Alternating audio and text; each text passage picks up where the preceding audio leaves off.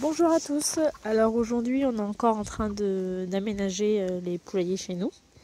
Donc on a racheté deux nouveaux petits poulaillers comme ça de 9 mètres carrés il y a, je sais pas, il y a quelques temps cet été. Et donc là, comme pour ceux de là-bas qu'on a recouverts en tôle, donc ceux-là on est en train de les recouvrir en tôle également, rouge pour changer. Donc en fait c'est des tôles qui font 90 cm par 2 mètres. Alors donc on en met une entière là du haut jusqu'en bas, ce qui nous permet d'avoir un des bords quand même. Et pour l'autre côté, alors on pourrait soit les découper, soit du coup on les coupe pas en fait, on entaille. Il faudrait que je monte sur une qu'on va couper. On entaille juste à la cime et comme ça nous permet de recouvrir sur l'autre. Sur les autres poulaillers, avant on avait mis une faîtière pour protéger de la pluie, mais au final je pense pas que le trou qu'il y a là va vraiment inonder les poulaillers. Donc là on va pas mettre de faîtière, à voir à l'usage si ça va pas, on en rajoutera, hein. Mais je pense pas que ce soit nécessaire. Et pour la jonction entre les deux, pour éviter que toute l'eau s'accumule entre les deux poulaillers et après inonde le sol, donc là on va utiliser des faîtières, mais donc à l'envers comme ça, en mode gouttière. Voilà. Donc oui, voilà ce que ça fait. Je sais pas si ça se voyait bien tout à l'heure directement sur le toit de l'abri. Donc voilà, on coupe juste pour faire une pliure. Donc ça fait quand même un trou, mais bon, je pense pas que ça mouille vraiment la terre.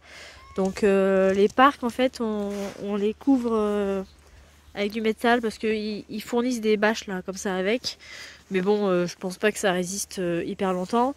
La bâche, les dimensions sont vraiment un peu justes, donc en fait sur les bords il y a vachement d'eau qui passe. Donc là c'est pour ça on laisse plus de marge pour que ça mouille moins. Ça permet aussi du coup de protéger de la grêle éventuellement, parce que ça je suis pas sûre que la grêle ça protège beaucoup. Et voilà, donc on a fait d'autres parcs cette année. Ça nous permet de séparer par exemple les coques des poules pour éviter que ça se batte trop, pour éviter que les coques abîment les poules. Donc voilà, j'espère que l'année prochaine, avec deux poulaillers comme ça en plus chez les jeunes, ça leur permettra de bien se développer comme il faut. Bon ben voilà, on va devoir s'arrêter pour aujourd'hui parce que j'ai mal compté. Pour moi dans les souvenirs quand on avait fait les vertes, il y avait 3 tôles de chaque côté, mais en fait non, c'est 4 de chaque côté. Ce qui fait que ça fait donc 16 tôles au total et on en a pris que 12. Bon, pour ma défense, j'avais le Covid quand j'ai recalculé ça, hein. Voilà, donc ce que ça donne pour le moment. Donc là on a vu que la pente se faisait par l'autre côté. Donc le récupérateur d'eau avec les abreuvoirs automatiques, du coup on le mettra de l'autre côté.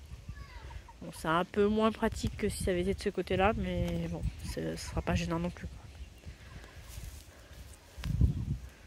Voilà. Ah oui, si, on s'était dit que si des fois vous avez envie de faire pareil, on avait cherché longtemps des dimensions de tôle pour que ça coûte le moins cher possible et sans découpe. Donc par exemple des tôles de 4 mètres, ça pourrait être pas mal. On les plie juste au milieu comme ça, et ça recouvre vraiment les deux pans en une seule fois. Donc après, je pense que c'est pas mal, mais nous on n'avait pas de tôle de 4 mètres.